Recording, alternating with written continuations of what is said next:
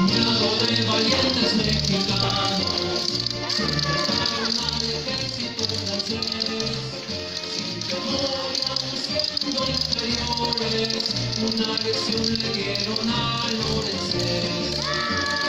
Con los machetes entre manos, supera su coraje y su valor, contra un ejército muy fuerte, defendieron a su patria con honor.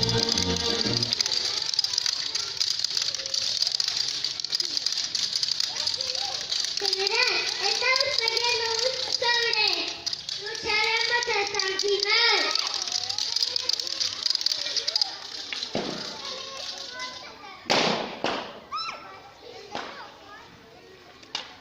General, estoy al mando del 6º Batallón de Santa Puebla de Tala.